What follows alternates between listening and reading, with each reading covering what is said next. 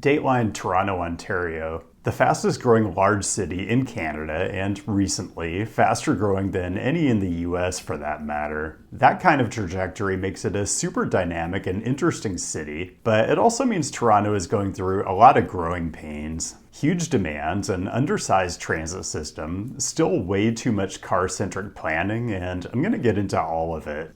Quick disclaimer, I visit a lot of cities and I like to make videos about them and share my thoughts, both as someone with like 15 years of experience in the planning profession, but just also as someone who just really loves cities.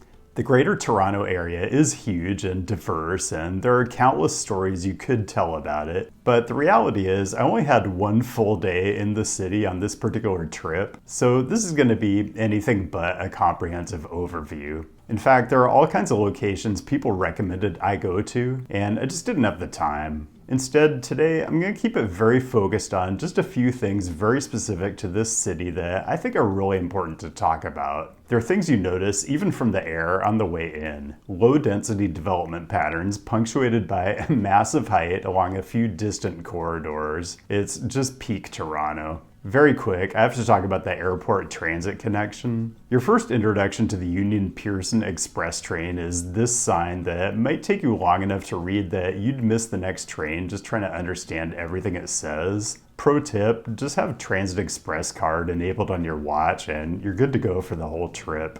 Trains run every 15 minutes and get you to Union Station in 25, so worse frequency and travel time than Sydney, and I apologize, I was just not able to help mentally comparing Toronto to the big Australian cities, just because I expect both countries to be better than the US at a lot of this stuff. The UP Express is honestly really solid though, and unlike a lot of airport rail connections I've been on, has a strong luggage rack game. There's even a bag storage spot right by the UP Express platform when you get to Union Station downtown. Underrated amenity, in my opinion. Union Station is the hub for just about every useful transit service in Toronto. Enough service that I believe it was #1 on my Union Stations list, above DC, Chicago, and LA. And my understanding is it's seen a lot of improvements in the last few years to make it not a terrible place to hang out if you've got some time to kill. New subterranean food hall where you can find the highest quality food items. I'll talk about the Toronto subway and the GO trains in a bit, but let me address what I think is a bit of an elephant in the room. I didn't plan it this way, but I did manage to arrive in Toronto on April 28th, aka Canadian Election Day 2025, which I think went well. But it is a weird time to be a US citizen in Canada. Not only are they taking US products off the shelves, they want you to boycott US cities and instead use your limited vacation time to go to obscure Canadian cities that have the same name. Honestly, it's probably a rational choice at this point.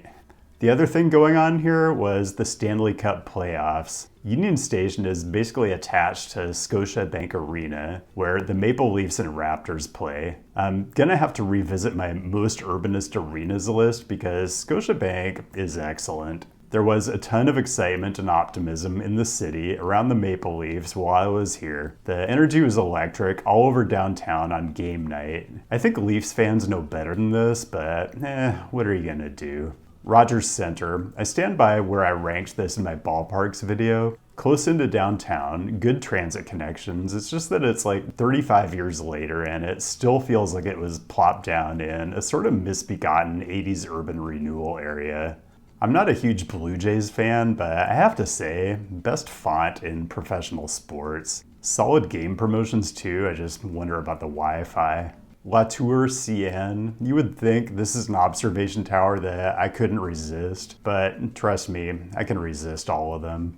Downtown Toronto, immediately north of Union Station, the street-level urban form feels kind of like Houston or Phoenix. That's not even meant to be a diss, it's just a statement that this is a city that grew really fast in the second half of the 20th century, and there were a lot of really bad urban planning ideas in the second half of the 20th century. Honestly, a shocking amount of pedestrian activity given some of the street environments. especially because, like Montreal, Toronto has a whole underground city downtown, which I'm sure is a godsend in the winter, but it's even busy in warmer months. It's called the Path System, and it connects a ton of office buildings, hotels, and residential buildings, and 6 subway stations, so it is insanely busy during the lunch hour, but I heard it's open basically 24/7. I didn't try to verify this, but it is dead quiet after office hours. I didn't spend a ton of time east of the city center, but I do love a public market, and the St. Lawrence is a good one. I think I had it in a top 10 list at some point.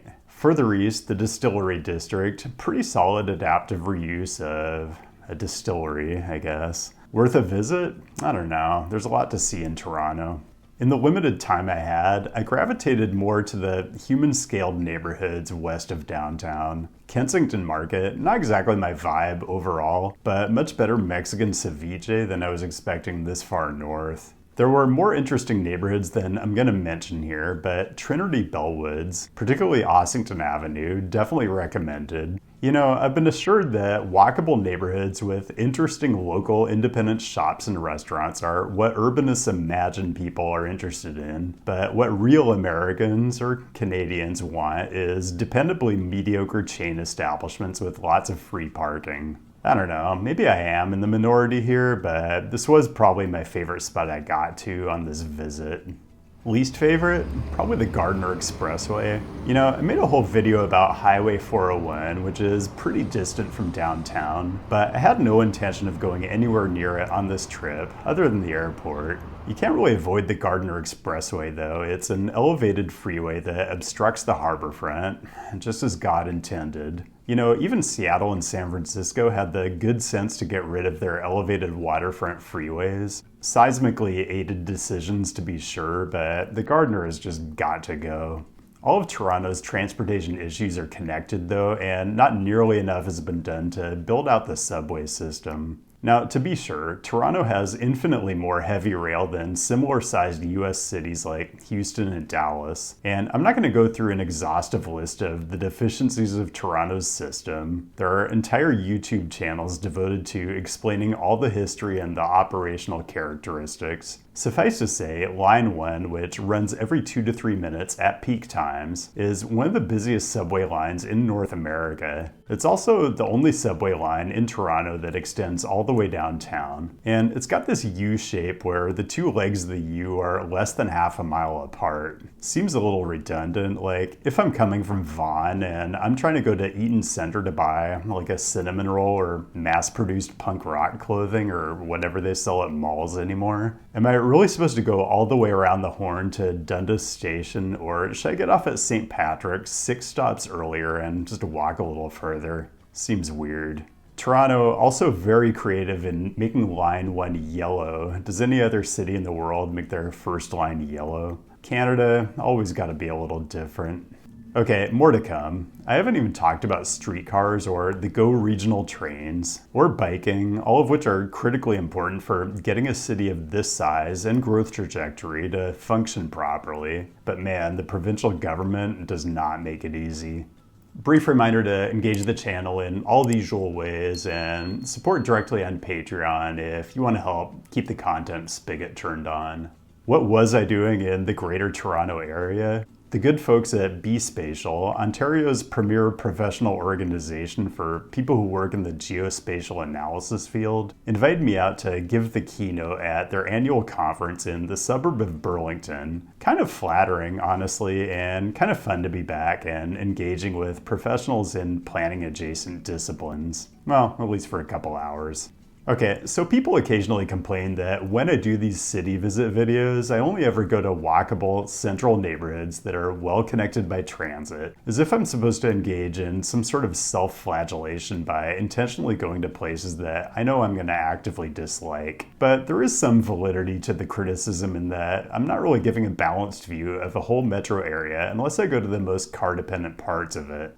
Well, I'm happy to report that if you invite me to give a keynote speech at the Burlington, Ontario Holiday Inn, you're gonna get some Burlington, Ontario content. This is essentially the walk from the Burlington GO station to the Holiday Inn. So now you've seen it. Happy? Oh, and here's the bus I took to get back to the GO station about an hour after the keynote because I couldn't get out of Burlington fast enough. Now, this isn't going to be a comprehensive overview of the regional train system because I only took the one line, but the entire vibe of Lakeshore West is very park and ride. Like, there was literally no one else on my connecting bus route, and the parking lots surrounding the stations are just massive. Even the vending machines at the stations seem like they were designed with exhausted commuters in mind. You can see hints of density near some of the stations, but to be fair, the trains only run every 30 minutes, so the service doesn't really support transit-oriented development.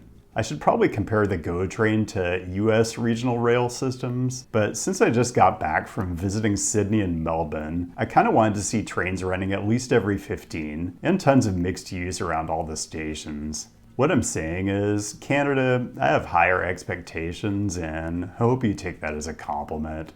I also can't talk about Toronto's streetcars without mentioning Australia. Actually, the subject of Toronto's streetcar system came up when I did my in-person event in Melbourne, and there are a lot of similarities. Like, in the US, streetcars are almost more urban design than transportation. They're really seen as economic development tools. But like Melbourne, Toronto's streetcars are an absolutely integral part of the transit system, for better or worse. In the Melbourne video, I talked about how wild it was that the streetcars loaded and unloaded in the middle of the street. Well, Toronto, I owe you an apology. I wasn't really familiar with your game, because this is on a different level. The streets in Melbourne were a little less chaotic, at least partly by design, but in Toronto it's kind of pedestrian beware and yield to traffic first. Like, the streetcar driver has to figure out when it's even safe to open the doors and close them so they can get on with their run. Like, the driver had to make a judgment call on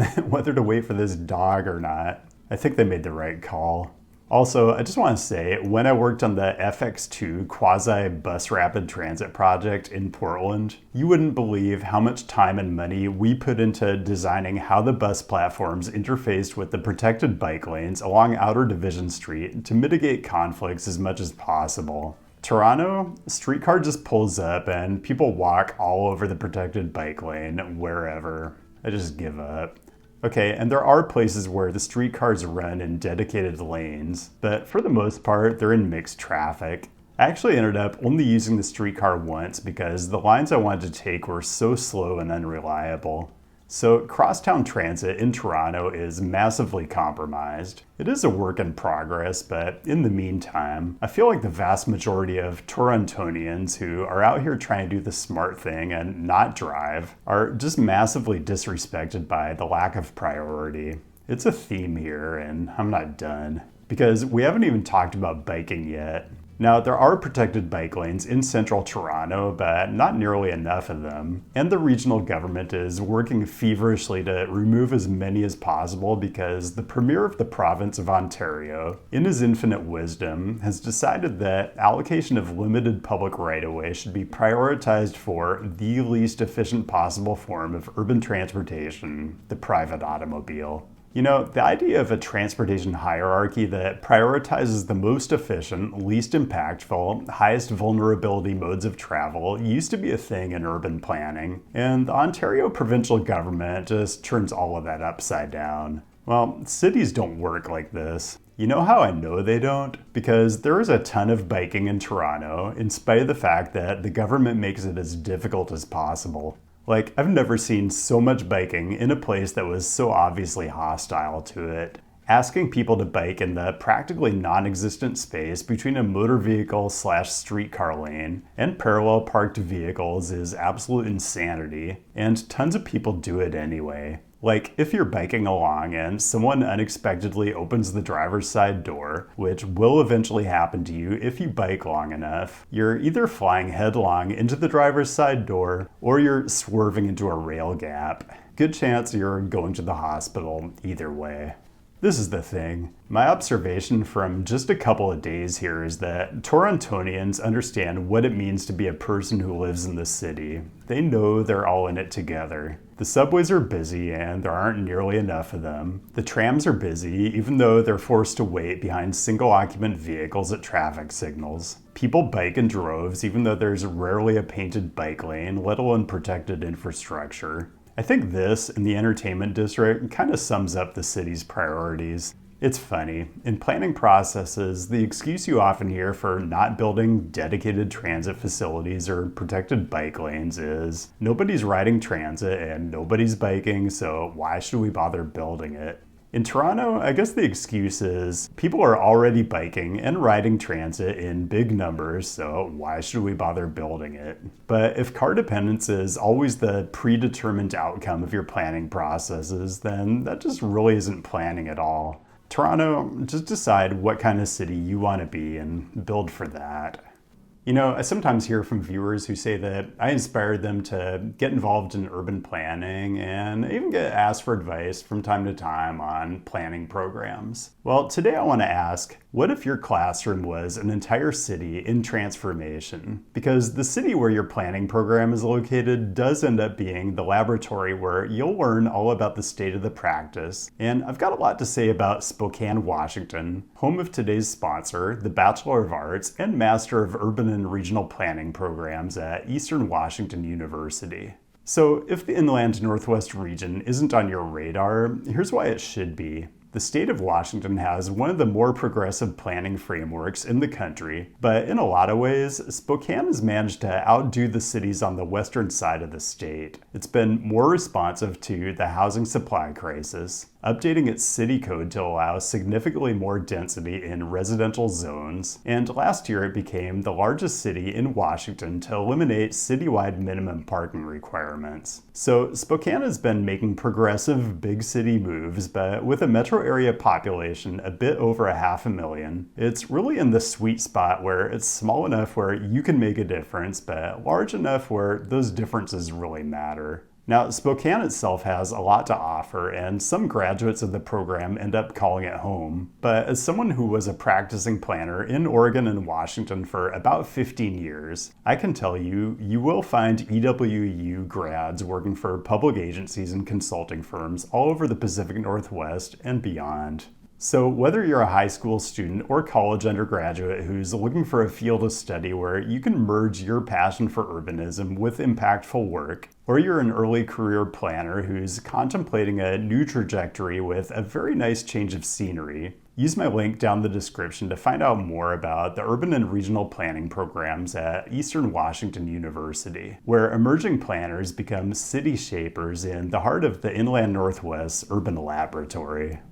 And that's all I've got. Thanks for joining, and thanks again to Be Spatial for bringing me out to the GTA. I even honestly enjoyed Burlington. And thanks again to the patrons whose direct support really is the lifeblood of this channel. Keep the great topic suggestions coming. I'll be back with a new episode next week, and I'll see you then.